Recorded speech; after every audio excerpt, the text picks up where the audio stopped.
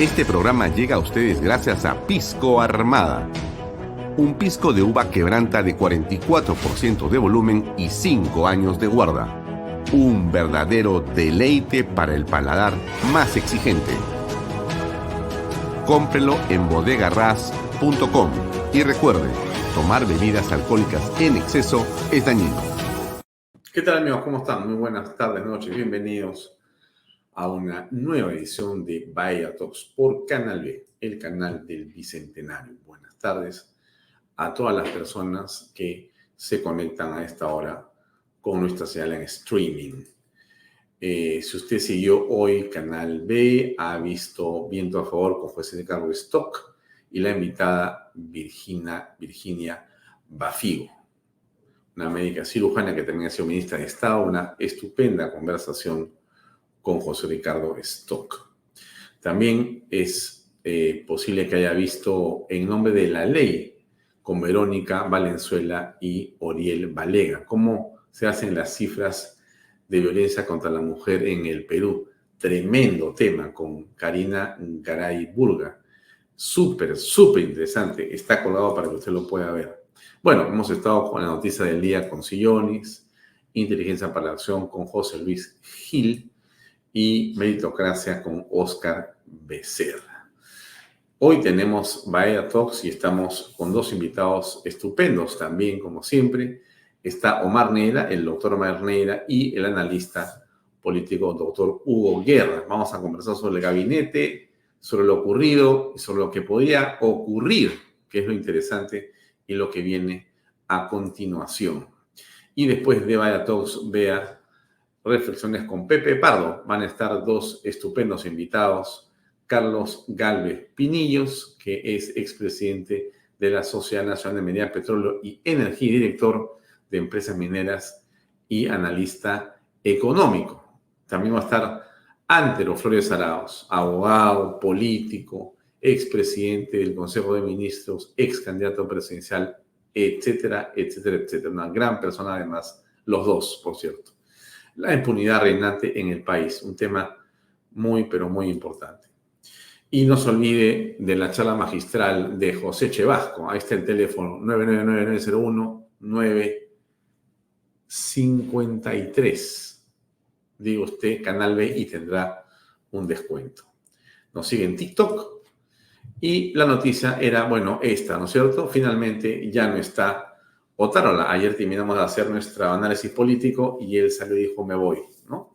Por supuesto, presentó su carta de renuncia, que ustedes la han visto ya en la página web de Canal B y en el Twitter de Canal B y demás, donde despide y ya se mencionan los 440 días.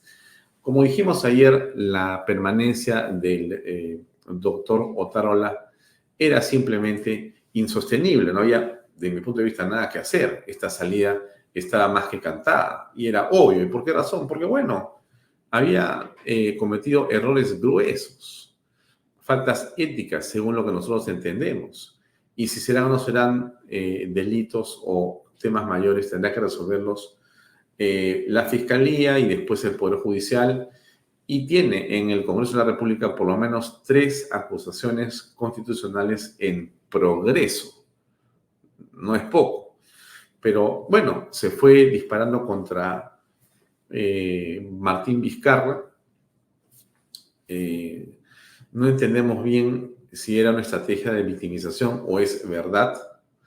No dudamos, digamos, de la catadura moral del señor Martín Vizcarra, pero de ahí a un complot contra el señor Alberto Otárola para sacarlo en una especie de confusión para hacer exactamente qué. En fin, no se entiende bien cómo era esto.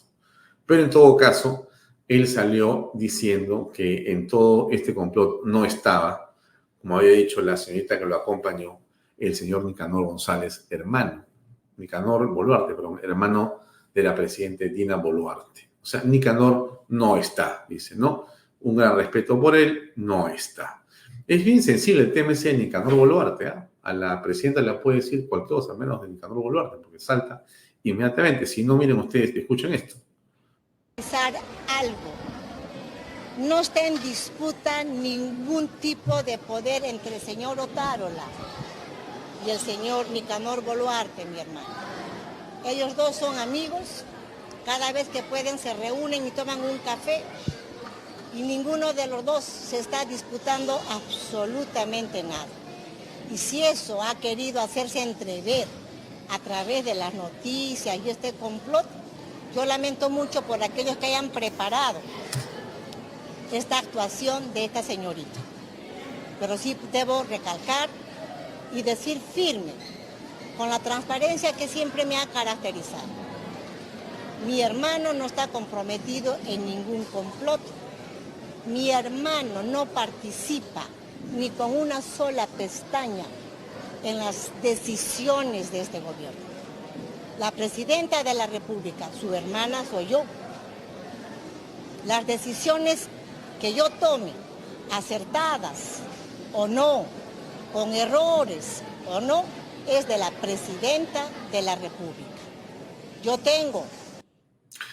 Muy bien, muy bien, muy bien, muy bien. Creo que la señora Boluarte dice cosas que suenan bien, ¿no? Vamos a ver en la práctica cómo las mismas están refrendadas con hechos.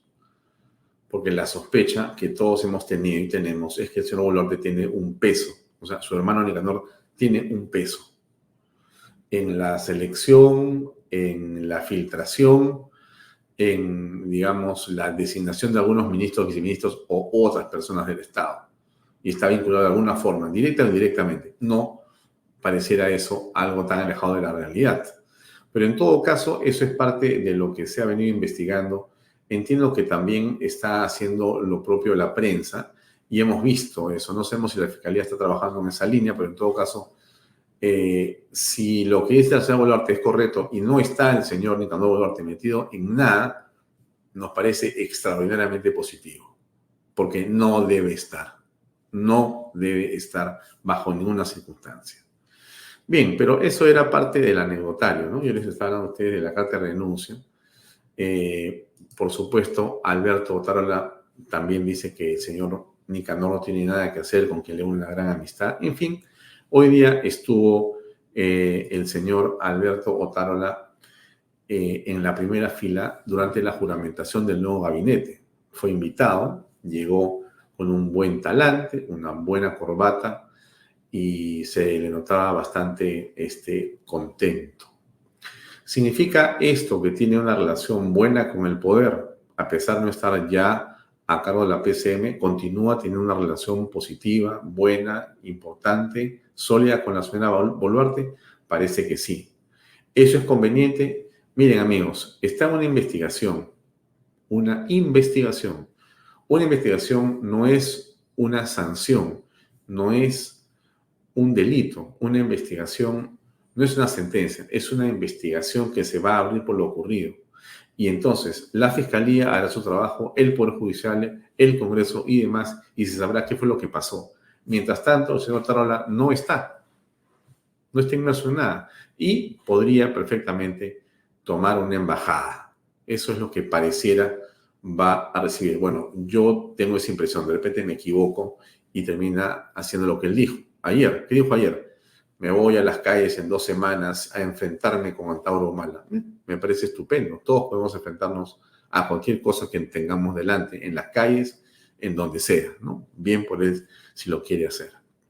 Pero yo quiero ir a otro tema que me parece importante relevar, que es lo siguiente. Ayer, y rápidamente, antes de hablar primero con Omar Nera y después con Hugo Guerra. Ayer dijo esto Javier González Olaechea y creo que no ha sido lo suficientemente destacado aún.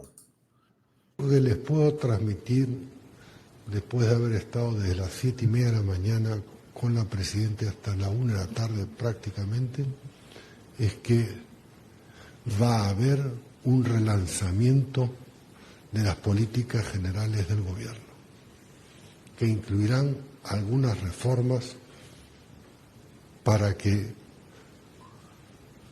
la presentación y sustentación de la confianza del próximo gabinete no sea un trámite, sino sea una segunda oportunidad, un segundo oxígeno con perspectivas al 2024 e incluirá algunas reformas de las que hemos venido. Bien, muy bien, muy bien, muy bien. ¿Qué significa esto? Bueno, a la luz de, digamos, la llegada del nuevo primer ministro, el señor Gustavo Adrianzen, como nuevo presidente del Consejo de Ministros, en realidad lo que tenemos aquí es un lineamiento que surge de un consenso, o en todo caso de una idea, pero yo entendería que es una decisión del gobierno, inclusive seguramente ya conversada telefónicamente con Adrianzen mientras él volaba hacia Lima desde Washington. Entonces quiere decir que vienen reformas importantes. Por lo menos es lo que ha dicho Javier González Olaechea, a quien le queremos, por supuesto. Y eso nos parece muy positivo. Reformas que nos parecen indispensables que se hagan porque es el momento. Yo quiero insistir en una tesis que vengo señalando, se las dije a ustedes ayer y la resumo muy simplemente. Es la oportunidad de Dina Boluarte de pasar a la historia, sinceramente, con una presidenta que tuvo la valentía y el coraje de hacer reformas importantes, o simplemente se perdió en la mediocridad, en la inocuidad, o en ese, digamos, statu quo inservible en política. Si tú tienes el poder legítimo, úsalo. Si tienes la capacidad de gobernar, gobierna. Si estás sentada en la presidencia de la República, haz que valga la pena que estés en ese sitio. Entonces, es indispensable que la señora Boluarte tome decisiones que trasciendan. Y entonces, a mí me da muy buena, por lo menos impresión, haber escuchado lo que hemos escuchado de González Olaechea, porque entendería que ya en el nuevo, digamos, esquema en el que están desde hoy a las 10 de la mañana que juramentaron, quiere decir que entonces se produce un hecho muy singular e importante con respecto de la presencia de Adrianzen, que más allá de los tweets que hizo contra García o felicitando por su cumpleaños a Vizcarra y todo lo que podamos decir de Adrianzen, y que esperamos que cuando ya como PCM tenga una posición realmente, digamos, importante para la inversión, para la libertad y para la defensa de los derechos de la mayoría de peruanos. Entonces creemos que si Adrianzen se compra el pleito, como seguramente tiene que habérselo comprado, porque no habría jurado, entonces sí estaríamos frente a un hecho muy importante. O sea, yo tengo la impresión que entre las 7:30 y 9 de la mañana y de la 1 de la tarde de ayer, quien estuvo presente en esa reunión fue Adrianzen telefónicamente o vía Zoom. Y lo que conversaron fueron sobre qué había que hacer. Y Adrianzen dijo, bueno, aquí hay que hacer reformas. Y seguramente González Olaechea y otros más dijeron, efectivamente, es la oportunidad. Y seguramente Dina preguntó, ¿cuáles? Y le dijeron, mire, reduzcamos el Estado, privaticemos Petroperú, hagamos que los ministerios sean menos, corrijamos lo que pasa con Sedapal, corrijamos con lo que pasa en un montón de dependencias del Estado donde el Estado no funciona, donde está atracado. Y eso tiene que haber sido parte de la conversación. Todas las reformas de segunda generación que son indispensables, hacerlas. Eso ha ocurrido ayer seguramente entre las 7:30 de la mañana y la 1 de la tarde, cuando Adrianzen estaba siendo convencido o había sido propuesto o estaban conversando con él sobre el tema del Estado y cómo asumir la PCM, mientras Otárola buscaba su avión para regresar. Y cuando ha regresado hoy en la mañana, ya eso era prácticamente un hecho. O sea, lo que dice González Olaechea ya es una conversación que no es un impromptu de Olaechea. No creo. Yo creo que González Olaechea ha seguido instrucciones de Dina Boluarte y hasta inclusive de Adrianzen. Entonces, en fin, les dejo esas reflexiones ahí, ¿no? Me parece a mí que es importante. Una noticia más antes de pasar a la conversación con Omar Neira, ¿no? Alberto Fujimori, aquí está. Amigos, para ampliar mi defensa, expuesta en las audiencias judiciales, en las que se dispone obviamente de un tiempo limitado, he decidido reabrir mis redes sociales oficiales, que son las siguientes. Para TikTok, alberto.fujimori.pe.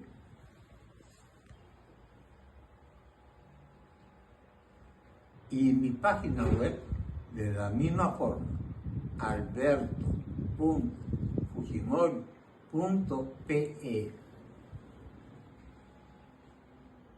Y finalmente, para Facebook, me buscan como Alberto Fujimori Oficial. Bueno, nada más y nada menos que el único, el verdadero, el que no tiene copia, que es Alberto Fujimori, lanzando sus redes sociales. ¿Qué le parece? Ahí terminamos. Vamos con la entrevista con Omar Neira, inmediatamente con Hugo Guerra. Adelante.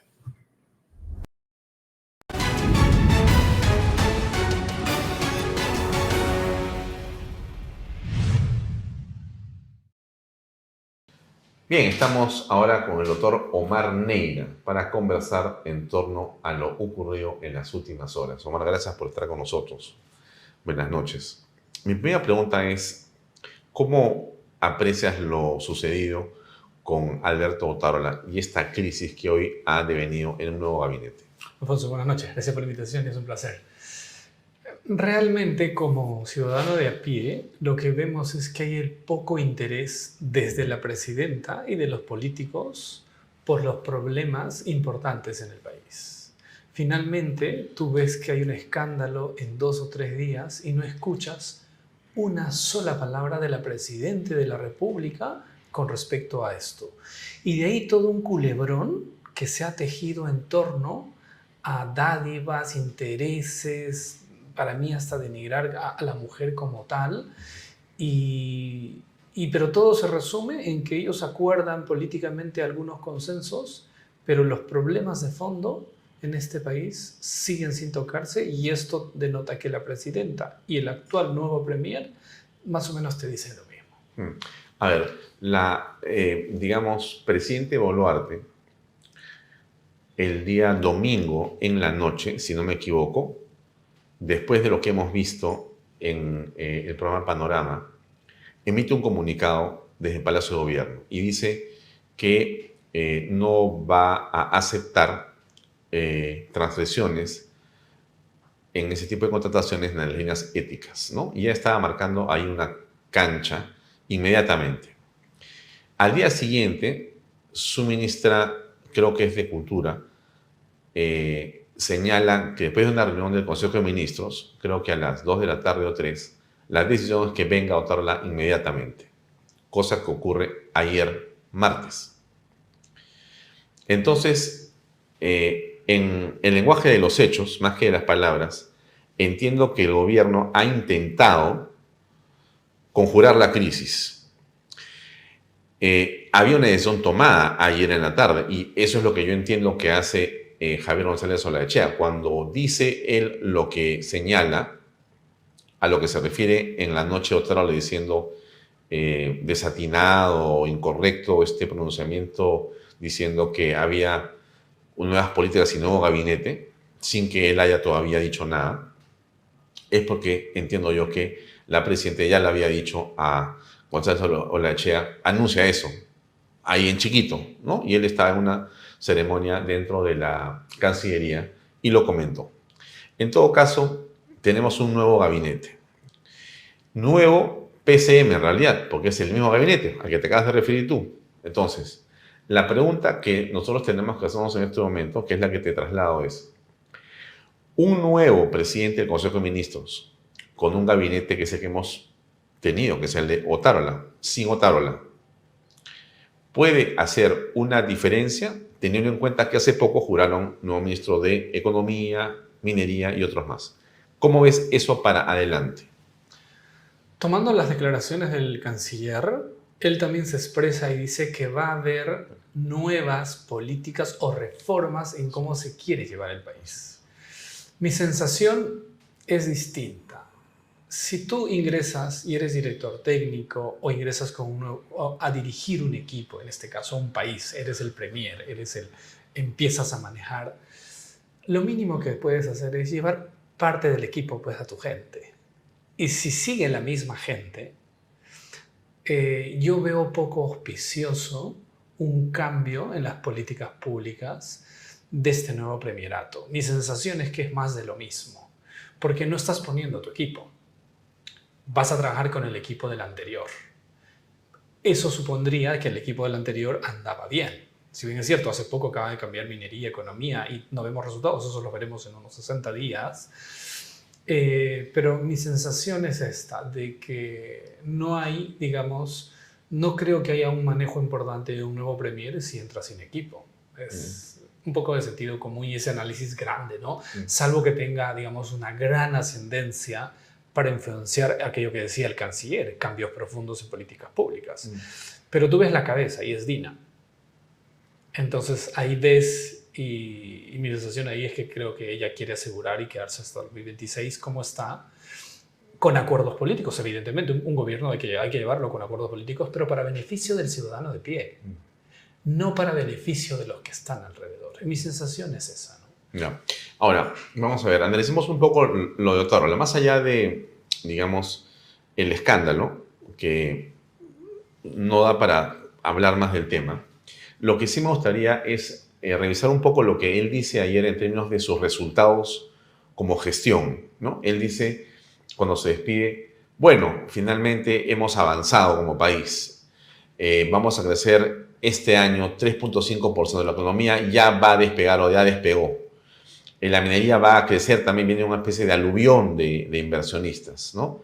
Y se está avanzando, ¿no? O sea, yo dejo, como quien dice, un país en marcha. Tú estás en el sector salud. ¿Cómo ves en general desde ahí y en general esto que Otárola ha dicho ayer, digamos, un país avanzando?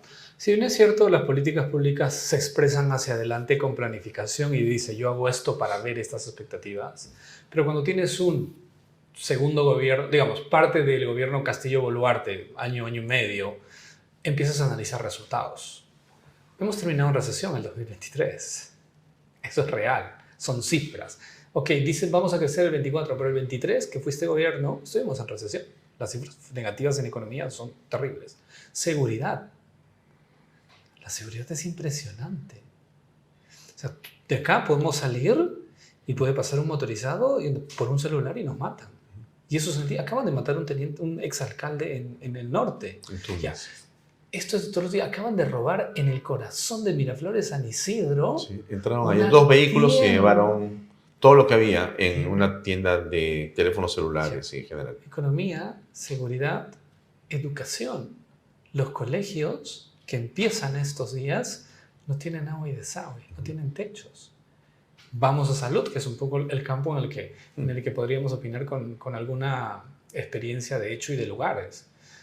Pues si tienes 131% más que contagios en dengue el año pasado, cifra real, oficial de salud, y el año pasado la ministra se va por ese tema porque no pudo manejar el dengue, los resultados son esos números. Todo lo que te digan que vamos a hacer 1000 hospitales, como decía Vizcarra, y 1000 colegios, no sirve si cuando tú ves tienes 44 muertos por dengue y el gobierno Boluarte niega que haya una crisis sanitaria. Hoy tenemos una crisis sanitaria que intentan maquillar de otra manera. Aparece el show Paolo, aparecen otros shows, pero tú te vas al hospital de Casma y no encuentras una cama. Es como en pandemia. Lastimosamente los que vivimos en Lima vivimos una realidad distinta y no vemos la de provincia. En provincia no hay medicamentos y no hay camas para los pacientes. Esa es la realidad y eso es el gobierno Boluarte. ¿Qué en realidad se podría hacer, Omar? A ver, ¿es un cambio de personas? Me refiero, ¿es el ministro de Salud el que, digamos, no tiene la capacidad para poder plantear un nuevo escenario en ese sector? ¿Es la señora Boluarte que no deja que el ministro haga eso? Adriancén, ahora como PCM, ¿puede jugar un papel de, digamos, de renovación en esa política pública? ¿O, sinceramente, ni Boluarte, ni Adriancén, ni el ministro actual? ¿Qué ves? Adriancén debería, ¿no? Eso es un nuevo rol, esperemos, y desearle los mayores éxitos para que pueda hacer un cambio de timón. ¿Podría? Podría, claro que sí. O sea, entonces, quiere decir, vamos a ponerle potencia a salud. O sea, que el salud no está perdido. No está perdido. O sea, vamos a optar por eso, por un mensaje positivo. A ver. Boluarte y el actual ministro que siguen, más Adrián Sen, pueden sentarse, conversar y decir, ¿qué hacemos? Escucho al ministro y dice, es que esa es la corriente del niño, las altas temperaturas, y lo sabíamos porque dijo la OMS hace un año. Pues, a ver, si los organismos técnicos te dicen, va a llover, y te tienes que comprar paraguas para protegerte de la lluvia, y no te compras paraguas, el problema no son las paraguas, eres tú que no te compraste las paraguas. Y eso tiene que ver con prevención. Si te dicen que hay niño, altas temperaturas, agua, lluvia, sabes que va a haber dengue. Tienes que prevenir. Y hacer más de lo mismo, posiblemente tengas los mismos resultados paupérrimos de la gestión anterior. Entonces tienes que cambiar. Y a eso llamar a los técnicos. Hay gente experta. Dengue tiene 40 años en el Perú. No es nuevo. No fue como aquellos que dijeron en su momento que COVID era nuevo, que no era tan nuevo, pero ya con dengue no. Sí es un tema también de personas, pero hay un tema estructural en el ministerio, pero necesitas un liderazgo claro, un mensaje importante a la población. Hoy no hay confianza. El problema del dengue también es un problema de confianza de la población. Tú ves que se queja el ministro de Salud y dice 40% de la población no nos permite fumigar las casas. Claro, pues si no confían en ti. Y entonces las políticas en salud primero tienen que basarse en confianza. Y la confianza significa transparencia y decir las cosas de verdad y como son, duela a quien le duela. Y a partir de ahí cambias de chip. Y eso no veo en este momento. O sea, que tú no ves la posibilidad de que, dejando las cosas como están en neutro, en el caso de salud, esto vaya por buen camino. En realidad, tiene que haber un cambio de timón y ese cambio de timón puede darse porque hay un nuevo PCM. Puede darse porque si PCM quiere asumir riesgos importantes para una transformación profunda en salud, y cuando hablo de riesgos hablo de un costo político. Para transformar salud tú necesitas asumir costos políticos y si tú decides asumir eso, puedes tener un resultado positivo adecuado. Pero ¿cuáles serían esos costos políticos? A ver, la transformación en salud pasa por infraestructura, recurso humano, y es ahí donde hay un costo político. Si tú tienes 5.000 personas en el edificio del Ministerio de Salud, administrativos, ¿qué cosa hacen? Sin postas médicas y sin hospitales.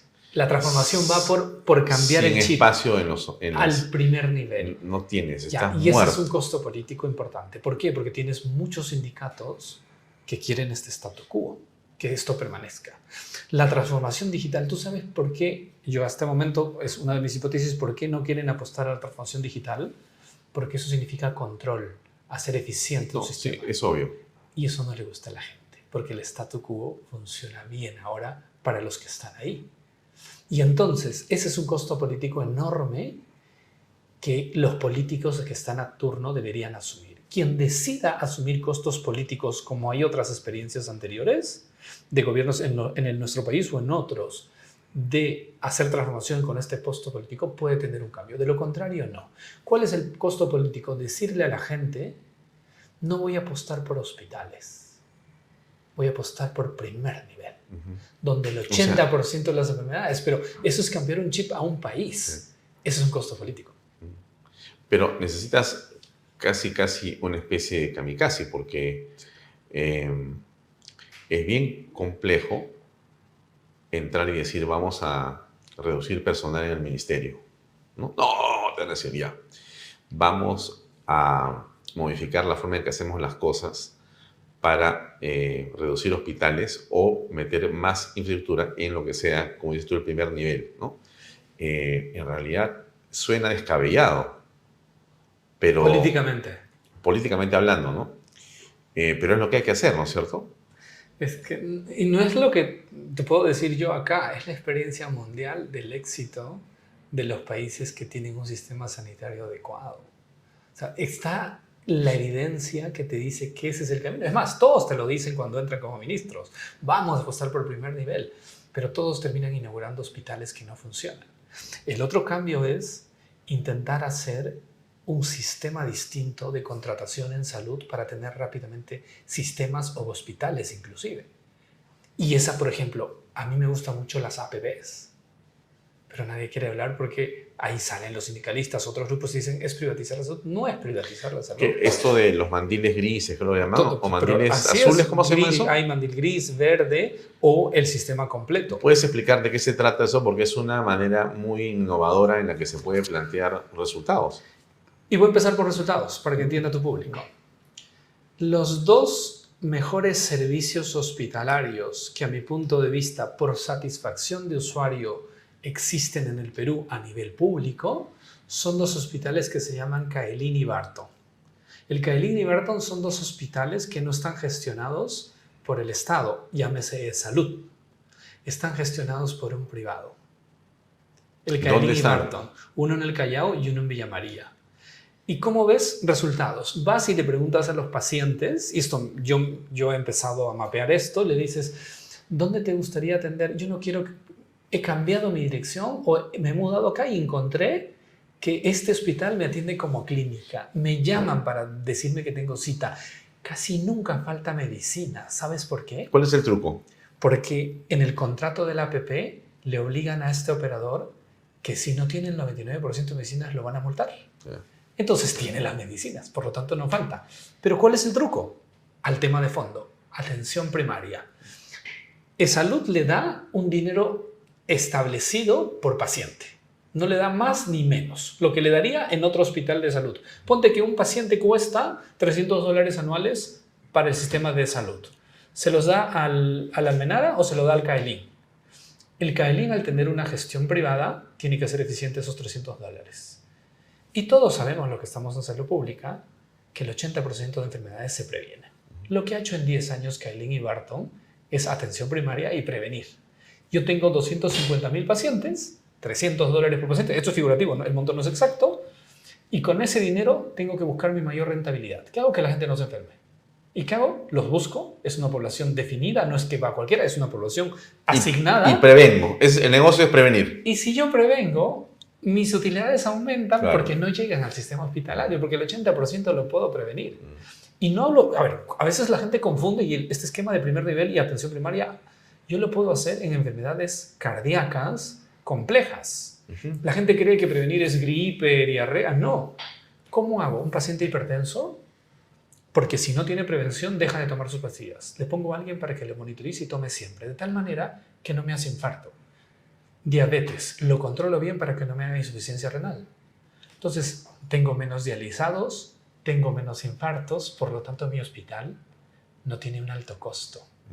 Invierto en prevención. Nosotros sabemos que por $1 de prevención se ahorra 100 en el sistema recuperativo. Y el sistema es eficiente y funciona. ¿Qué funciona? A los pacientes no les interesa que haya el mejor hospital y más lindo. Lo que le debería importar al paciente es que no se enferme. Y si se enferma, tenga la mejor atención oportuna y de calidad. Y eso te ofrecen estas APPs y por eso funciona. Pero claro, se niegan muchos a esto porque dicen se privatiza. ¿Algún paciente le interesa quién gestione la salud? No, tú quieres resultados y sabes cosas, no quieres enfermarte. Y estas experiencias son buenas, pero Y nadie si te quiere enfermas, hablar de quieres que te esto, pues. atiendan rápidamente. Ya. El sistema de contratación nuestro existe que los hospitales en el Perú, en la arena de Cusco, en 15, 20 años se hacen hospitales. Pero una APP te lo puede hacer en 3. Y funciona. Lo otro que me llama la atención es esta letanía que existe cuando vas a un hospital y evidentemente, seguramente adrede o no, pero no funcionan los equipos y tienes que irte afuera, ¿no? Te cruzas la calle y tienes todo lo que afuera, adentro no funciona, afuera funciona perfecto, rapidito, pero por supuesto con tu plata en la mano. Históricamente es así, ¿no? O te dicen, no, sí, acá tiene para la 3D, pero el turno es de 6 meses. ¿Qué? Sí, porque está ocupado. O sea que estamos en realidad en una mafia. Eso ya no es un círculo vicioso, es una mafia. Bueno, ¿cómo te liberas de eso? Si aplicamos el mismo ejemplo con ejemplos reales, del Caelín y Barton, te voy a poner 2 ejemplos reales. Caelín es en el Callao. El Barton es en el Callao y Caelín es en Villa. Ya. Hay la APP de Bata Gris, que es de servicios de laboratorio, de tomografía. Vamos a hacer tomografías del Hospital del Niño San Borja versus Hospital del Niño Breña. 2 hospitales del niño, ¿ok? El de San Borja tiene Bata Gris, que quiere decir que tiene, por ejemplo, imágenes, tomografía, concesionado a una APP. El otro no. Cuando se malogra un tomógrafo en la mañana en San Borja, porque le pagan por cada procedimiento, en la tarde está funcionando, porque pierdes, no te pagan. Es una APP. En cambio, en el niño de Breña, ese tomógrafo se repara en un año. ¿Qué explica? La gestión. Entonces, a tu pregunta, ¿qué hace? Es mezcla de desidia, ineptitud y corrupción. ¿Cómo quitas eso? Haciendo iniciativas distintas. Si este ejemplo de San Borja y el niño lo empezamos a pensar bien y dices, oye, ¿por qué el sistema de San Borja sí funciona y el de Breña no? ¿Por qué no lo aplicamos a todos? Podría funcionar. No es un tema de recursos. No es un tema de recursos. Yo he visto procesos para comprar un tomógrafo de 5 años. No puede ser posible. Y lo van a malograr, pues, de todas maneras. Entonces, porque el negocio esté malogrado. Esté malogrado porque al frente funciona en unos casos, otros sin ineptitud y no les interesa, no es de ellos. Pero si empezamos a repensar y hacer que te paguen por bonos por productividad de resultados, esto podría empezar a funcionar distinto, ¿no? Otro ejemplo de una situación que, dime tú si existe o no. Van los médicos en la mañana, algunos, ¿no? Van los médicos en la mañana en los hospitales, firman que han entrado, ¿no? Y se van a sus consultorios. Regresan en la tarde a las 5 y vuelven a firmar como que han salido. En realidad han estado atendiendo en sus consultorías privadas. Y las colas se multiplican en los hospitales, no hay atención. ¿Eso cómo se puede resolver? ¿Existe? Eso es real, pasa en casos, se ha denunciado varias veces. Y eso lo solucionas con transformación digital. Si tú sistematizas todo el proceso y es transparente y en línea y un paciente puede ver su doctor dónde está su cita y sabe que ese doctor tiene 5 citas, ya está. Hay una propuesta de su salud para que todos los profesionales de salud estén reportados públicos o privados en un sistema. Entonces tú sabes, doctor Baella. Pero el doctor Baella en este momento está en 2 sitios, se partió. Ya, eso te lo da y el sistema de alerta, y eso no quieren. Pero claro, parte por mejorar remuneración. Lo que ha hecho en estos sistemas, si tú mejoras, y debería ser un bono, si tú demuestras que bajas la mortalidad materno-infantil en una subregión, dale un bono, págales el doble. ¿Cuánto vale una vida? Si empiezas a repensar esto y empiezas a premiar los resultados, no a veces el número de atenciones, sino resultados finales. ¿Cuáles son mis problemas? La maternidad materno-infantil es impresionante en el 2024. Eso no puede estar sucediendo. Y ahí empezamos a cambiar, ¿no? Para terminar, Omar, hemos escuchado y leído que existen proyectos para que las farmacias puedan dar consultas médicas o diagnósticos inclusive, y inclusive puedan vender otros productos más allá de medicinas. ¿Qué piensas al respecto? A ver, ahí tiene que ver un poco la presentación de Keiko, y salió con todo este asunto. Luego viene, esto de Indecopi, esa parte tiene que ver una barrera, pero el análisis es general. En el Perú hay una restricción al acceso oportuno, de calidad y equitativo a los productos. ¿Qué quiere decir? Que en el Perú hay menos medicinas, las que hay son costosas y no siempre de calidad. Esa es la realidad. Y es porque el sistema de regulación que tiene que ver con la ley que en general regula medicamentos es perverso y ha generado esto, ha generado ciertas distorsiones en el mercado. Para mí, y es una lucha en la que yo fui a buscar a los congresistas de Fuerza Popular que tenían 70 y tantos votos y podían hacer las reformas hace con 3 años, propuestas 4 de años. cambio, Sí. y no nos escucharon. ¿Cuál es? Pero Keiko ha salido a hablar de las medicinas hace Sí, poco. pues, pero cuando han tenido los votos no lo han hecho, pues. O sea, hay que hablar las cosas como son. ¿Qué tenían que hacer? Mejorar la oferta, abrir el mercado. Hoy ese es un problema. ¿Está cerrado? Sí, el mercado ¿Quiénes lo tienen? en la realidad ¿Quiénes dominan eso? hay un dominio de mercado de una línea que promociona y está bien. O sea, ellos tienen una estructura de negocios potentísimo y lo han hecho. Lo que hay que generar es competencia. Y cuando tú generas competencia, esto funciona. Entonces, con este pronunciamiento de Indecopi, ¿cuál es el problema hoy en la práctica? Y me ha pasado ayer. Ayer yo he hecho una receta y en media hora me llama mi paciente y me dice, doctor, me están cambiando el antibiótico porque no hay. Ese es el problema de fondo. Y para responder al tema de los médicos, porque creo que sí son necesarios. Yo receté doxiciclina y me llama mi paciente y me dice, doctor, me la están cambiando por dicloxacilina o por clindamicina. ¿Y quién te lo cambia? El químico que está en la farmacia. ¿Qué? Hoy los medicamentos te los cambia el químico. Lo que propone esta barrera, lo que te dice es, te puedo dar un médico por 19 soles para que te ayude en una consulta de acceso oportuno si no lo tienes. A mí me parece potente, positivo. Yeah. Genera acceso, oportunidades para que alguien pueda acceder a un servicio que no lo tiene. Hay que ver cómo se estructura, que se regula bien. ¿Tendríamos un médico entonces dentro de cada farmacia? O por telemedicina, pero a ver, si tú vas, a ver, hay mucha automedicación. Sí. Ese es un gran problema de salud pública. Hay resistencia antiveterinaria por eso, porque no hay quien lo supervise. Y te cambian las recetas. Ayer me la cambiaron una receta. Para evitar eso, pues un médico que es especialista puede hacer, entonces dices, doctor, ¿sabe qué? Tengo esta consulta. A que te lo haga alguien que no tiene esa capacidad, pues bien, ¿no? Porque si no es esperar una cita de 3 meses en el hospital. Entonces, en ese sentido, lo de vender otro tipo de productos, yo creo que va con otro concepto. Tú te vas a otros países y muchos productos OTC como analgésicos, que no son de receta, se venden en supermercados. Mejoras la oferta. Sí, sí, totalmente. ¿Qué tal si Pero es distinto. La farmacia quiere vender otras cosas. Es que tú me hablas de un centro comercial que tiene cosas de farmacia. Hay que hacerlo al revés. Ya. Al revés, que te aseguren una Al final el enfoque es cómo servimos a la comunidad para que tenga acceso a esos productos. Si le pones competencia a una cadena farmacéutica, se beneficia el paciente. El usuario, claro, el paciente, por supuesto. Y va por ahí. Ya. Y yo creo que es un análisis técnico que hay que discutir, pero me parece positivo, ¿no? Bien. Entonces, nos quedamos con toda tu reflexión sobre este gabinete nuevo, pero te vamos a invitar a revisar en particular la política pública del sector salud en este gabinete. A ver qué hacemos hacia adelante. Encantado. Muchas gracias. Gracias, Gonzalo. Amigos, vamos a una pausa y seguimos con el programa.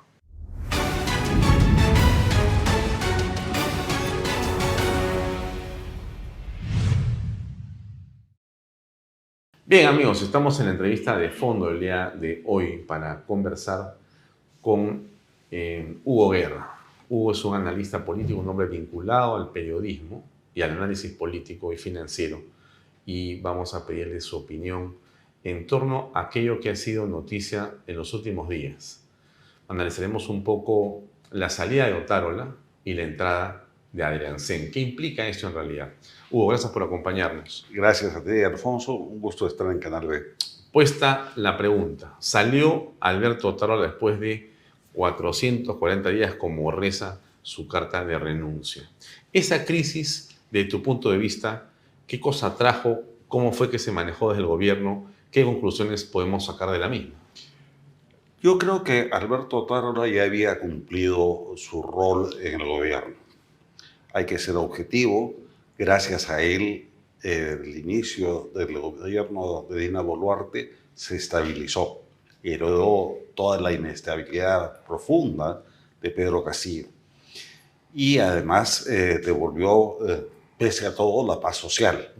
Sin embargo, no tenía la visión, no tenía el empuje y no tenía los dedos de organista que se necesita, ya no para un gobierno de transición, sino para un gobierno de complemento hasta el 2026. Eso lo habíamos reclamado y habíamos sugerido desde diversos lugares un recambio en general del gabinete, pero particularmente del presidente del Consejo de Ministros.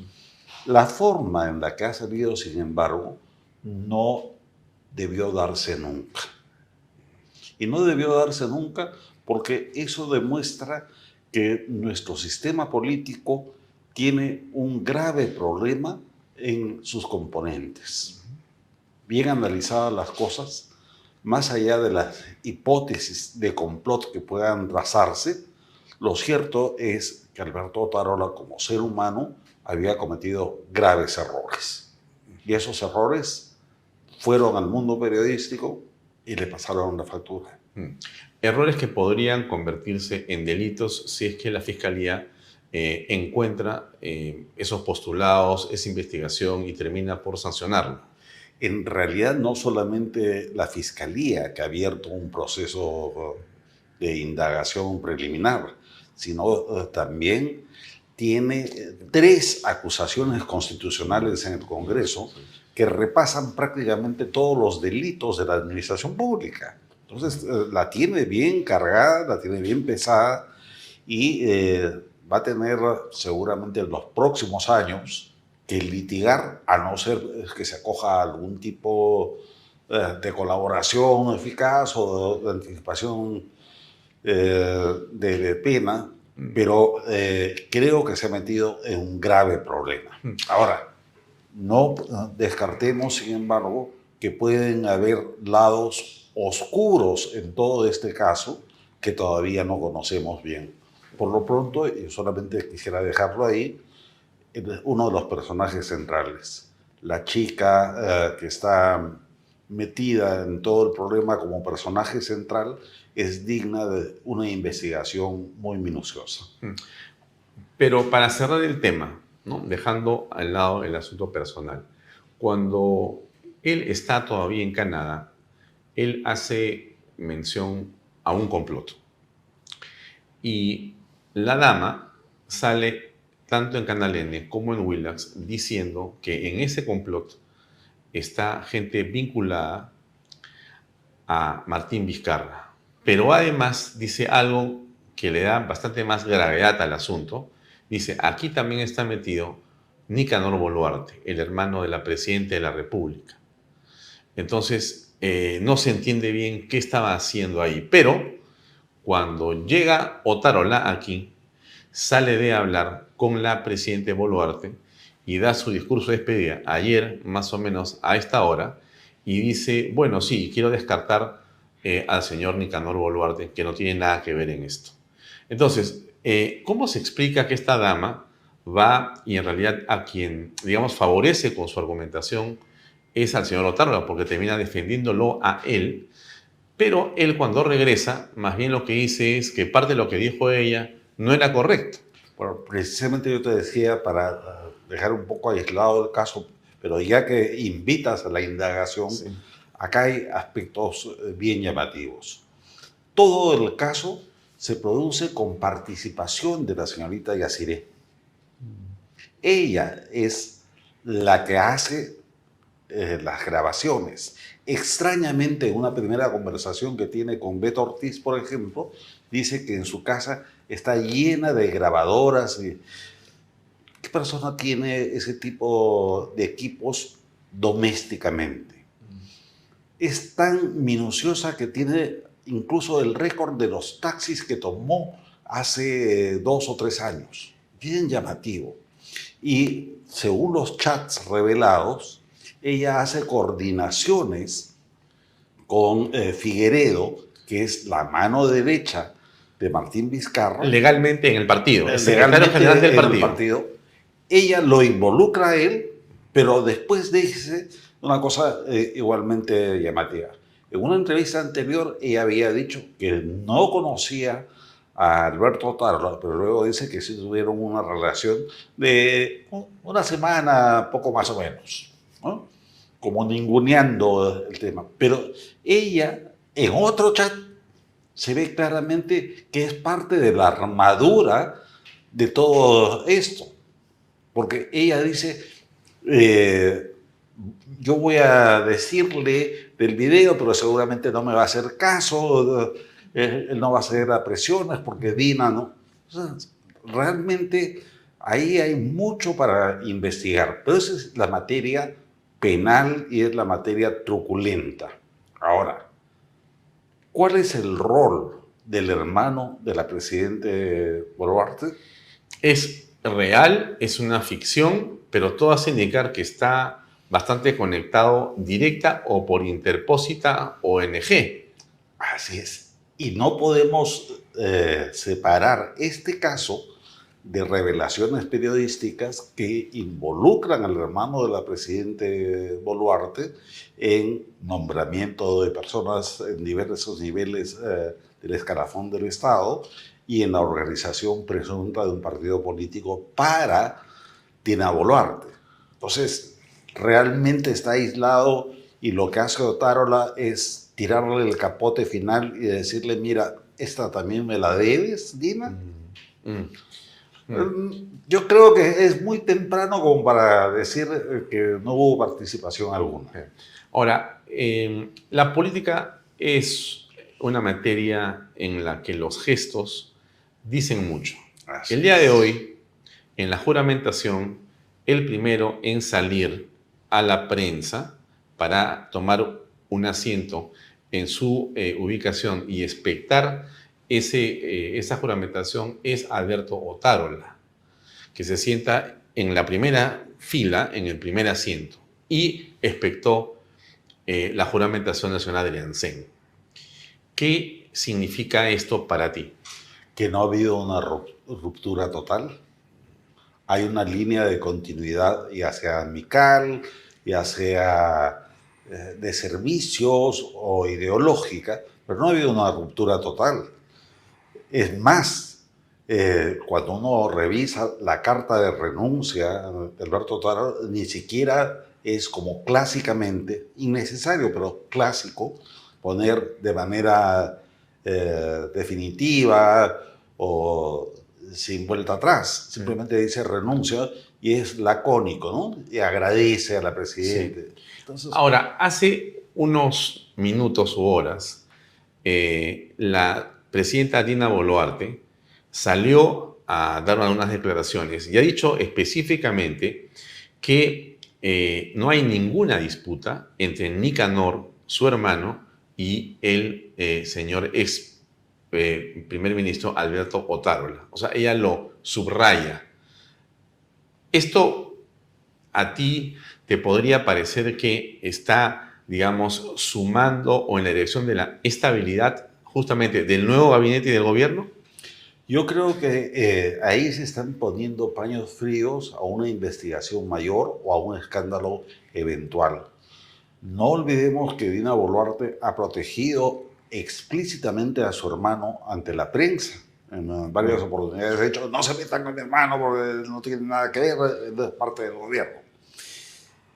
Y lo que nos va a servir como indicio de confirmación de cuál es la realidad en las relaciones entre Boluarte y Otárola de aquí en más es si a Otárola eventualmente lo nombran como embajador o como diplomático en el servicio exterior. Que es algo que, digamos, suele ocurrir en estos casos cuando no se produce una ruptura y pues tiene que ser por temas diversos, que no son corrupción estrictamente, aunque aquí si hubiera por los, digamos, delitos que ya se han acumulado en las 3 acusaciones que tú señalas, habría corrupción, pero en todo caso, como fuere que sea, es claro que podía haberse tendido esa suerte de puente de plata. Podría haberse tendido, y no nos olvidemos de algo más. Entre Dina Boluarte y Alberto Otárola hay un cordón umbilical. ¿Cuál es? Las denuncias por violaciones de derechos humanos. El principio del gobierno de Dina Boluarte, el final, así es. El coletazo de la salida de Pedro Castillo. Hay proceso abierto por la fiscal de la Nación suspendida, Patricia Benavides. Así es. Hay acusaciones de la CIDH. Entonces, y eso los va a perseguir. Eso los va a perseguir a ambos. Y ahí, si no están juntos, cae uno y arrastra al otro. Entonces, la patada al cielo podría ser una embajada. ¿Viena de repente? Ahora, hablemos entonces de lo que ocurre cuando el señor canciller dice lo que dijo ayer en Torre-Tagle, ¿no? Yo me pregunto si eso que él señala y que es he estado con la presidenta de la República desde las 7:30 de la mañana hasta la 1 de la tarde y bueno, lo que puedo decirles es que vienen reformas importantes en un nuevo gabinete, ¿no? Eso que estaba diciendo antes que llegara Otárola, de tu punto de vista, podría entenderse como un mensaje claro de la señora Boluarte para decirle a Otárola que ya había terminado su mandato. Muy probablemente. ¿O se fue por la libre Javier González Olaechea? Javier González Olaechea es muy amigo nuestro. Sí. No lo veo en consecuencia en una situación intrigante de una persona que haya transgredido ningún código de reserva. Yo creo que fue un comentario hecho al interior del ministerio para su equipo y darle aliento a su equipo. Punto. Pero evidentemente trasunta una visión de lo que se viene. Y es que, claro, cuando ya conocemos al nuevo personaje que ocupa la presidencia del Consejo de Ministros, definitivamente el gobierno sí va a tener un viraje en algunas cosas. Entonces, pasemos ahora a Gustavo Adriancén. Aquí lo curioso está en que es el gabinete Otárola sin Otárola, con Adriancén en la cabeza, porque no ha cambiado ningún ministro de Estado, por lo menos hasta este momento. Y tiene por delante, como todos sabemos, según lo que reza la Carta Magna, una presentación en el Congreso de la República, donde tendría que presentarse Gustavo Adriancén en no más de solamente 2 o 3 semanas. Bien, ¿cómo ves el nombramiento de Adriancén? ¿Qué te parece? Yo creo que es una buena alternativa dadas las circunstancias. Siempre uno piensa en términos ideales en personajes mucho más convocantes, más conocidos, de mayor trayectoria política. Sin embargo, creo que ha sido un seleccionado correcto, apropiado, es de centro-izquierda, pero es un personaje que tiene mucha afinidad con los principios democráticos. Por lo pronto, hoy recordaba que yo mismo puse un tuit ya hace un buen tiempo celebrando sus intervenciones ante la CIDH y ante la OEA en defensa de los militares, de Chavín de Huántar y en contra de los subversivos que asolaron Lima el año pasado. Entonces, creo que es un hombre que tiene las ideas bastante claras. Tiene, sin embargo, un factor crítico que creo que él debería encargarse de solucionar cuanto antes. ¿Cuál es? Bueno, si hacemos memoria, él fue muy crítico del asilo de Alan García. Y no solamente crítico, sino que se opuso fervientemente. Probablemente porque en esa etapa de su vida política él venía de ser ministro de Justicia y había estado muy cercano a Pedro Cateriano. Que había sido su primer ministro. Había sido su... O sea, su jefe máximo había sido Cateriano y seguramente Cateriano lo invitó a ser ministro de Estado. Así es. Bueno, eso es un momento... Y ya se sella a veces una relación, ¿no es cierto? Sella una relación y probablemente genera pues adicciones a otras posiciones. Pero ese aspecto es importante porque de aquí en más uno de los temas de agenda pública es la revisión del cerco, el caso del cerco al expresidente García. Y allí el señor Adriancén, teniendo buenas credenciales democráticas, debería decir, bueno, yo pensaba eso acertado o equivocadamente, pero fue otro momento de la vida y ahora tengo que estar por encima de todos los problemas. Ahora soy primer ministro. Ahora, alguien ha recordado un tuit de Adriancén en el que el día 22 de marzo de 2020 dice: feliz cumpleaños Martín Vizcarra, y comenta la encuesta que le da a Vizcarra 87% de aprobación, ¿no? Está ahí el tuit claramente de Adriancén. Bueno, es una expresión política de un político, porque él ya era... Pero es comprometedor. A eso iba. Entonces, alguien podría decir, este señor es antiaprista, este señor es vizcarrista, pero ¿sería un exceso decir las dos cosas? ¿O, digamos, el tiempo lo dirá? Yo creo que la respuesta a eso es lo que él diga y haga de aquí en adelante. Tiene que hacer corte de camino al andar. Camino al andar, pero corte de gestión. Yo dije, pensé e hice esto en otra etapa de mi vida política, pero ahora llamado y convocado para guiar a un gabinete ministerial, tengo que estar por encima de todo eso y debería tender ramos de olivo hacia todos los sectores, pero manteniéndose el marco democrático. Ahora, mantenerse en el marco democrático implica mandarle un ramo de olivos a Martín Vizcarra. No, porque Martín Vizcarra tiene 15 expedientes abiertos, 15 procesos, está inhabilitado, es un delincuente y presuntamente un genocida. Entonces ahí sí, más bien debería ser un quite amplio. Pero frente al caso de investigación del cerco de Alan García, ahí sí es donde él tiene que decir hasta aquí. Si me equivoqué, hasta aquí. Más allá de que pida disculpas o no, demostrar con los hechos de que va a estar por encima del bien y del mal. Quizá por esa razón, me refiero a por haber él tuiteado, escrito en esa red social, diversas posiciones que a estas alturas pueden pasarle una factura política, decidió cerrar su cuenta apenas fue y asumió el cargo. Ya no existe el Twitter del señor Adriancén. En esta etapa del siglo XXI, esa es una necesidad vital para todo aquel que quiera tener vida pública, ¿no? Cerrar todas sus cuentas y pretender desaparecer las redes. Ya sabemos que es imposible hacerlo en términos absolutos, pero creo que es lo más sensato. Y entonces la pregunta que te hago es, ¿quiere decir que un presidente del Consejo de Ministros, en realidad, desde que jure el cargo, se debe a la nación, sirve en otra dimensión a la política? Extrapartidaria. Y no sé si llamarle extrapersonal, porque lo que tú pensabas estrictamente, tus posiciones que podrían ser absolutas, ¿tienes que relativizarlas o qué pasa ahí exactamente?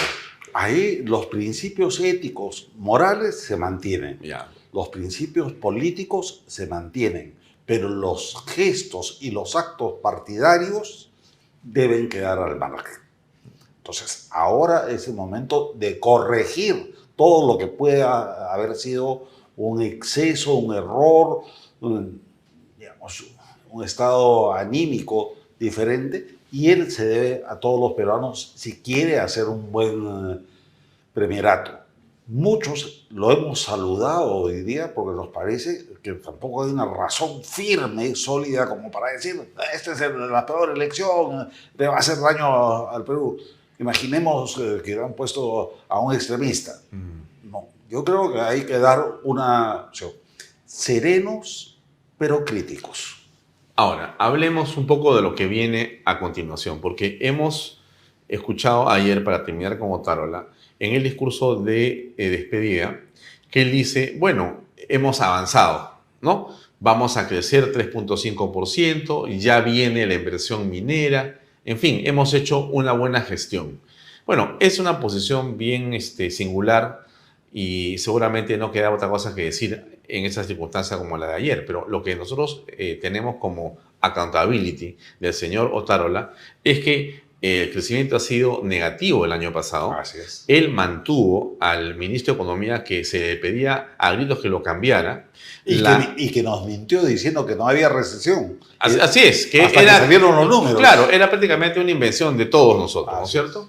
Tenemos una situación de inseguridad no solamente clamorosa, sino creciente. Esto, sinceramente, provoca no salir de su casa ni de su oficina. Y aún adentro te vienen a extorsionar. O sea que hay un descontrol absoluto y todo esto es durante la gestión de Alberto Otárola. Podríamos hablar de la minería, que en la mañana se dijo que sí iba a Tía María y en la tarde dijo que no iba a Tía María. Y así por el estilo hay una serie de otras decisiones que son bastante cuestionables, por decirlo menos. O sea que desde ese punto de vista podríamos estar pensando, Hugo, que viene un giro positivo en la economía, en la minería, en la seguridad, en la gestión del gobierno. Bueno, todas las condiciones en el plano económico están dadas para que avancemos y para que se haga un gol.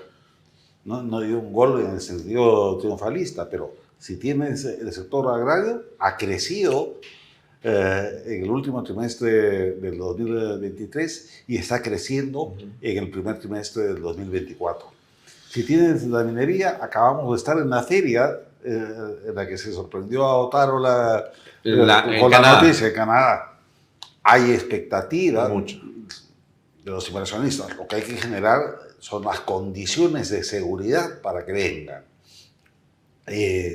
Tenemos ahora un umbral estupendo con la inauguración en noviembre del megapuerto de Chancay, la inauguración del aeropuerto Jorge Chávez ampliado, la inauguración del puerto del Callao mejorado y nada menos que la cumbre de APEC en el Perú. Entonces, creo que en la parte económica ya con un ministro confiable y sereno como es Arista, realmente deberíamos hacerla muy bien. El problema sigue siendo más acuciante, sobre todo en la seguridad interna. En el caso de la seguridad interna, tenemos a un ministro torpe, inepto, que además ha buscado el último fin de semana enfrentarse con la prensa y que nos sigue mintiendo con los famosos planes de emergencia que no funcionan.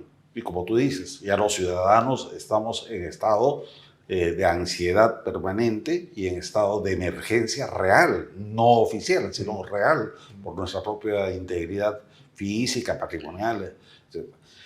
Y así como eso, habría que revisar otros sectores, por ejemplo, el de salud. Quería interrumpirte un segundo en el salud. Estuvo Omar Nera hace unos minutos en este programa y dijo algo muy simple. Dijo, no va a cambiar nada porque están los mismos ministros de Estado. Hay una oportunidad, sí, si Adrancén toma el liderazgo. Pero si las cosas siguen como están, esto no va a caminar en salud. Claro, en salud tendría que haber un cambio profundo, en interior un cambio profundo. Y tendría que haber una voluntad para otro aspecto que me parece urgente, que es el de la defensa nacional. Las Fuerzas Armadas acaban de emitir a través de su personal en situación de retiro un comunicado demoledor sobre la situación de inseguridad interna y el problema que tenemos con las fronteras internacionales. Entonces, creo que las cosas no van a ser fáciles, pero hay posibilidades para que el nuevo presidente del Consejo de Ministros haga un gobierno bastante positivo. No. Regreso por un segundo al mensaje de Javier González Olaechea, en ese comentario que él hace y que dice, vienen cambios y reformas importantes. Entonces, pienso en Adrancén, en las posibles reformas. Pienso en Dina Boluarte y te pregunto lo siguiente. Boluarte, no sé si quiero darte esta explicación a ver qué te parece a ti. De mi punto de vista no tiene nada que perder. Todo lo que viene por delante solamente puede ser ganancia si toma decisiones correctas. O sea, si se queda como está en una especie de hacerte el muertito, yo creo que va a sucumbir y quizá ni siquiera llegue al 26. Si decide tomar el toro por las astas y hacer y liderar decisiones importantes, y yo diría radicales en favor de la inversión privada, de la reducción del Estado y reformas importantes que hay que hacer con la privatización de ciertas empresas que están hasta las patas. Y la austeridad. No puede ser posible que se siga botando plata en Petroperú, por ejemplo. Por ejemplo, entonces, si decide tomar esas decisiones que son radicales y confrontacionales con las castas que hay ahí, con las mafias que hay ahí también, puede terminar haciendo un gobierno estupendo. De repente me estoy equivocando en lo que digo y no es posible. ¿Qué piensas tú? A ver, no sé si tú conoces el cuento de la boya que se desinfla. Cuéntalo, por favor. La boya es un artefacto que ayuda a las personas a mantenerse a flote. Para que no te hundas. Para que uno no se hunda, ¿cierto? Otárola en su momento fue una boya para Dina Boluarte. Porque Dina Boluarte no tenía la menor idea de qué hacer en la presidencia. Sí. Esa tempestad en la que estaba la iba a hundir. La iba a hundir. Iba a morir ahogada de todas maneras. Así es. Y Otárola, hay que reconocérselo. Fue la boya. Fue la boya. Pero ¿qué pasó con esa boya? Se desinfló. Y terminó con que la boya podía hundir a Dina Boluarte. Exactamente, la estaba jalando, Por eso es que dijimos, no bien estalló el escándalo, que independientemente de lo que fuera la realidad, como la política tiene mucho de percepciones, Otárola ya no podía seguir. Pero ahora se le vuelve a lanzar una boya de flotación a Dina Boluarte. Con Adrián Sen. Con Adrián Sen. Lo que tiene que hacer la señora no es tirarse a muertito, sino permitir que se haga. Ella por sí misma sabemos que tiene una capacidad de gobierno bastante restringida, pero sí dependerá de ella dejar hacer. Creo que con personajes como Adrián Sen, personajes como Javier González Olaechea y algunos otros pocos ministros... Rómulo Mucho, Arista, entre otros, el país puede tener un gobierno bastante bueno. Yo no diría estupendo porque estructuralmente tenemos demasiados problemas como para imaginar un cambio radical, ¿no? Pero podemos ver las cosas con un relativo optimismo y tranquilidad. El reto, sin embargo, es que deje hacer que se compren los problemas de solidaridad con el pueblo y con las Fuerzas Armadas. Ojo, el factor de Fuerzas Armadas está pesando cada vez más. Y por otro lado, que se deje de sus creencias ideológicas, que son las que a cada momento la hacen decir pachotada y media. No queremos una mamá, queremos una gobernante. Ahora, quiero insistir en el asunto del radicalismo. Mira, cuando tú ves lo que está pasando en Petroperú, y en opinión de Rómulo Mucho, en una entrevista el viernes pasado, comentaba él a mi pregunta, donde decía, bueno, efectivamente vamos a tener que reducir personal, ¿no? En el camino de poder hacerla vendible, si quieres, porque tal y como está, ni regalada te la aceptan. Así es. Ya, de acuerdo. Tienes ministerios que hacen lo mismo, entre varios de ellos. El Ministerio de la Mujer, por ejemplo. Y lo hacen además muy mal. O sea de Cultura. Tienes varios, yo diría que decenas de miles de empleados públicos, algunos que cobran en sus casas, algunos que son fantasmas, otros que van pero que no hacen nada. Y todo eso es como una grasa, como un colesterol en las arterias que puede terminar por sucumbir al paciente que es el Perú. Entonces quiere decir que, y esto está ocurriendo en este momento, la pregunta es, sin bancada, mira lo que te digo, sin bancada, sin partido, no tiene ni Otárola, perdón, ni Adrián Sen, ni ningún ministro de Estado, y tampoco Boluarte tiene apoyos congresales, sino los que logra a partir de algún juego que está organizando antes Otárola y ahora tendrá que hacer los demás ministros junto con Adrián Sen. Pero no hay un partido político de gobierno, ¿no? Por ahí a veces apoya el fujimorismo, está APP, un poco la bancada de Acción Popular dispersa, Avanza País, está Renovación, tratan de hacer un bloque, están empujando un poco las cosas y más bien tratan de que no se caiga todo. De acuerdo.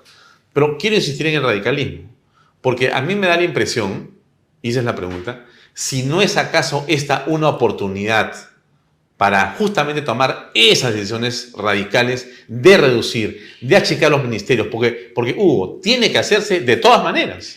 Yo no le llamaría radicalismo. Yo creo que son las medidas que el sentido común nos exigen. La sensatez. La sensatez.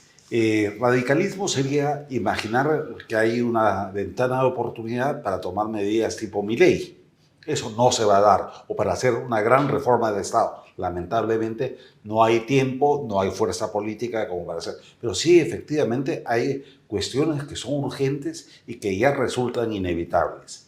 Uno, disciplina fiscal. Nos hemos salido de los rangos meta prácticamente en todo. Con Contreras. Con Contreras, el gran mentiroso. Nos hemos salido del presupuesto. El presupuesto de la República ha crecido y sin embargo, y esto hay que atribuírselo a Otárola, las consultorías subieron en $2.000 millones más. O sea, ahora de 22.000 pasamos a 24.000 millones de soles solamente en consultorías. Según dijo el Contralor. Según dijo el Contralor.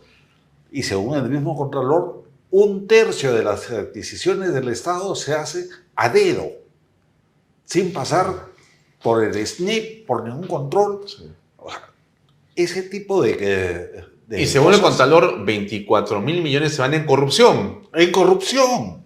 Entonces, si ese tipo de cosas no las cortamos, si no retomamos la seguridad interna, si no mantenemos las fronteras internacionales del país, ahí corremos un grave riesgo. Entonces, oportunidad, yo no diría para radicalismo, sino para sensatez de urgencia. De acuerdo, entonces, pero sí calificar la decisión, pero teniendo en cuenta que hay que tomar decisiones. Sí, Entonces, ¿podría Boluarte, Adriancén y todo su equipo, digamos, jugar fuerte y tomar esas decisiones sensatas que creo yo reclama la mayoría de personas cuando dicen afuera en la calle, ese Estado no funciona, no me sirve? Con un añadido más a ese tipo de decisiones que son exigidas por el país, que el Ejecutivo deje de meterse en la función del Legislativo y que no entorpezca las funciones del Congreso. Hoy hemos tenido la grata noticia de que se ha restablecido la bicameralidad, se ha restaurado el Senado, que va a haber reelección posible de congresistas. Estupendo. Nos queda una piedra más en el zapato, que es la reforma de la Junta Nacional de Justicia. Que la señora Boluarte, así como debe dejar de hacer en el aspecto técnico, económico, de seguridad y defensa, deje de jugar a la política subalterna. ¿Qué tiene que meterse ella a llamar a reflexiones del Congreso? Nada, cuando el rol de ella no corresponde. Eso enturbia. Entonces, si me preguntaran qué le aconsejarías a la señora Boluarte, yo le diría, absténgase de hacer lo que no sabe. Bien. Y entonces pasamos por un segundo a hablar del Congreso. El día de hoy hubo una segunda votación que ratifica una que hubo en la legislatura pasada y que permite justo lo que tú has dicho, ¿no? La reelección y la bicameralidad. Te pregunto por la bicameralidad primero. Uno de los requisitos, entre los muchos que han puesto, es, mejor dicho, una de las prerrogativas para poder ser candidato es que haya sido congresista. O sea, no es requisito único, pero digamos, el que ha sido congresista, ¿no? Porque la edad es para el Senado 45 años. 45 años. Que se explica por la razón de que es la Cámara reflexiva. Así es. Y no es lo mismo tener 45 o 55 o 65 que tener 25 o 28 años para estar en una Cámara que va a legislar o va a revisar. Es la razón de la edad. Que es la Cámara de Control. Y además que no es un capricho, sino es una usanza mundial e histórica. Así es. Los senadores son los mayores, los patriarcas, pues, ¿no es cierto? Son los patricios. Y son así en función de su experiencia, ¿no es cierto? O sea, cualquiera no puede ser un senador, pero resulta que sí puede ser cualquiera que haya sido antes congresista. O sea, que si un congresista entró al Congreso a los 25 años, que es el piso para ser congresista, después de 5, a los 30 puede ser senador, porque así lo han puesto hoy en esas prerrogativas. ¿Qué opinas de eso? La lógica es muy sencilla. Para ser senador tienes que tener un conocimiento bastante profundo y ojalá que práctico también del sistema parlamentario. Entonces, lo que se ha pretendido es que los congresistas, a nivel de lo que en el futuro van a ser solamente diputados, hayan pasado por el Parlamento, entonces ya conocen el teje y maneje del quehacer congresal. Esa es la lógica. Y es también una lógica de excepción. De otra manera, no se hubiese ganado los votos necesarios para llegar a la aprobación del Senado. Pero es un poco una concesión. Una concesión que es un poco con falta de ética, ¿no? Porque yo hago una ley para que yo pueda ser elegido. Mira, yo no hablaría tanto de ética. Yo de lo que hablaría es de que lo perfecto es enemigo de lo bueno. Pero ahí lo relativo, pues, termina porque no era necesario ponerlo. Pero no se hubiera conseguido los votos. O sea, voto por esa ley si es que yo me puedo reelegir. Si yo puedo ser senador, mejor dicho. Si es que me dan la opción. Porque finalmente... Y eso todos son votaciones, ¿no? Eso contesta el dilema ético. O sea, como dilema, ninguna solución es realmente óptima. En todo caso, lo va a dirimir el elector. El mecanismo de control va a ser del elector. Eso dirime el problema ético. Va a juzgar y va a decir, yo creo que eso estuvo mal, no te voy a dar el voto. O creo que estuvo bien, Así lo es. permito, te doy el voto. Así es. Pero también hay que ser realista, ha sido una concesión. Sí. Yo no lo hubiera puesto, por ejemplo, porque yo soy un comentarista que hace opiniones de principios. Yo no lo Sí, hubiera claro. puesto. No lo hubiera puesto. Pero tengo que reconocer, no hubiese sido viable. Ahora, ¿cómo vemos la reelección? Que es otro tema, ¿no es cierto? La bicameralidad es fundamental, la reelección hace, digamos, una explicación, una argumentación en función de la experiencia. Y estamos evitando tener que aparecer con personas que para ser elegidas no tienen idea de dónde están. Y tienes un congreso casi de noveles por momentos. Así es. Y ahí eso es fatal también. Fatal, con gente improvisada, gente sin trayectoria política, sin trayectoria profesional y sin vida pública. En cambio, la reelección sí te permite que haya continuidad y te permite algo más que hay que anotar.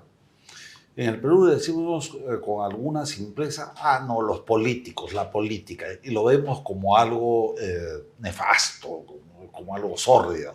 En realidad, el quehacer político es indispensable para un país, es indispensable para la nación. Y tener políticos que hagan de su vida una profesión, una carrera en la política, es fundamental. Las principales democracias del mundo así lo han consagrado y funcionan. ¿En qué momento en el Perú se atacó esto que tú dices? Se atacó a esos políticos que venían haciendo una vida política, se atacó a los partidos que los acogían y terminamos sin partidos tradicionales. Desaparecieron todos y aparecieron estos movimientos regionales o estos partidos universitarios o universidades y estamos en esta situación donde la política es un desastre. Cuando Alberto Fujimori ataca a los así llamados partidos tradicionales. De la partidocracia. De la partidocracia. Y es apoyado en esa tesis peregrina por Hernando de Soto. Estamos hablando del año 92. Ya, pero ojo con el tema de Fujimori, es el primero que lo hace. Pero es el que consagra. A ver, pero te recuerdo. Contra los partidos políticos. Puede ser, pero el soberano decidió votar por Ricardo Belmont. Sí. Varios años antes. Sí. Que no tenía un partido tradicional, que armó obras, el arbolito, y que fue y sacó en Lima votación, curiosamente, en un montón de distritos y ganó donde no tenía candidatos. Bueno, sí que... ¿Te acuerdas? Esa fue la primera expresión de los outsiders. Claro, él es el primer outsider, Belmont. Si queremos hacer historia, entonces tendríamos más atrás. irnos al siglo XIX, al momento de los coroneles de la independencia, que protagonizan 14 guerras civiles por caudillismo. Y claro, el caudillismo no permite que haya partidos políticos. Los partidos políticos, ¿no es cierto? Ya. Salvo el civilismo. Pero no seas malo, pero no te vayas tan atrás. Bueno, entonces queremos hacer un corte, honestamente, el corte más radical es la teoría de los partidos tradicionales que nos trae Alberto Fujimori. Por la necesidad de romper la estructura anterior del Estado. Después hizo cosas buenas, cosas malas, ya la historia lo está juzgando.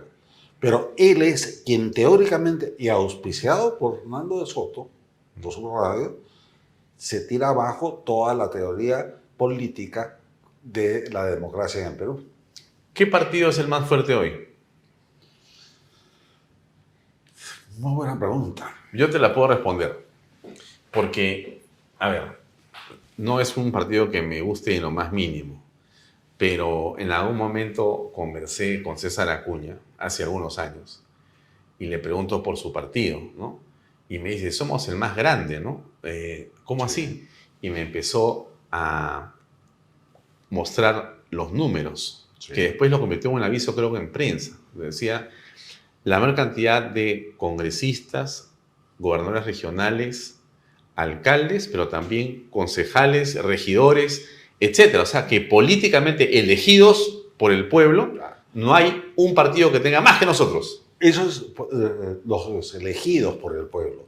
Pero si hablamos de estructura partidaria, yo te diría, con dolor de mi corazón, pero con objetividad, el partido más organizado del Perú es Patria Roja. Tienen más comités provinciales, tienen más cuadros, tiene mejor organización estructural, tiene ideología. Pero no tiene una gran votación. No tiene una gran votación porque su quehacer es revolucionario, no es electoral. Nunca nos olvidemos de eso. Es entender la vida y la política. O sea, su dinámica es distinta. Es revolucionaria, no es democrática electoral. Pero entonces, si queremos medir las estructuras, hay que ir a Patria Roja. Ahora, hay otros partidos que están cuajando en el tiempo. Renovación Popular dista mucho de ser un gran partido, pero ya tiene... Sí, tiene congresistas, tiene alcaldes, está en la alcaldía de Lima. Y tienes un partido que no se le está permitiendo reestructurarse, porque le ponen una serie de trabas desde el Jurado Nacional de Elecciones. Es el APRA. Si uno... ¿No está ya habilitado en este momento? Siempre le pone... Algo más. Algo más. Ya, una coma más. Mientras que Antauro ni siquiera se molestan en preguntar si le gusta el sistema democrático. Lo han validado por completo. Es impresionante. Ni siquiera ¿No te llama la atención? Ni siquiera le preguntan cuáles son sus siglas. No, porque no les conviene. Y además dicen, no, Antauro no está por acá. Dicen. Pero, por ejemplo, el APRA, si tú vas por el país y hablas con gente joven y gente mayor, vas a encontrar muchísimo sentimiento, muchísima voluntad de ser apristas, pero todavía no se han podido terminar de estructurar, aparte que tienen una crisis dirigencial compleja. Ahora, bueno, ¿no? 2 gobiernos, ¿no? También no es poco, No y es una poco. historia enorme de 100 décadas, años, ¿no? cumple 100 años en mayo. En esa línea está en distintas dimensiones, tiempos históricos diferentes, pero también con arraigo popular está el popular cristiano. El PPC, por supuesto, que también ha está en tenido- la estructuración final. Que también le falta algunas cosas más y que pareciera que no va a llegar, Así es. ¿no? Y bueno, y si sigues, digamos, mirando ahí está Acción Popular, que eran los 3 partidos tradicionales. Yo diría clásicos. Clásicos, de la perdón, modernidad. clásicos. Porque llamarlos tradicionales tiene esta carga, pues, Peyorativa. peyorativa, que en realidad es un concepto acuñado por la revolución del socialismo del siglo XXI. Ahí nace el concepto de lucha contra los partidos tradicionales, que es extrapolado en una dinámica increíble, intelectual increíble, por Alberto Fujimori. Entonces, Acción Popular, bueno, está en la mitad de otra reorganización donde tú ya no sabes con quién hablar. Así es.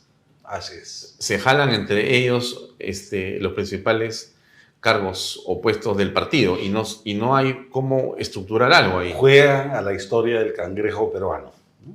Los cangrejos que quieren escaparse de la olla hirviendo y en vez de ayudarse a salir como hacen los cangrejos alemanes, acá se jalan para que todos terminen Muertos. Sancochados. Bien.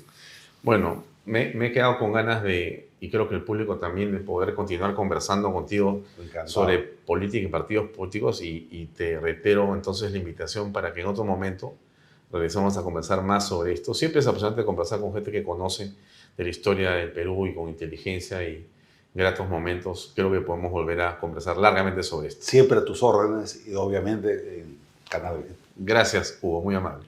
Amigos, eso es todo por esta noche. Gracias y mañana continuamos con más en Canal B. Permiso. Este programa llega a ustedes gracias a Pisco Armada. Un pisco de uva quebranta de 44% de volumen y 5 años de guarda. Un verdadero deleite para el paladar más exigente. Cómprelo en bodegarras.com y recuerde, tomar bebidas alcohólicas en exceso es dañino.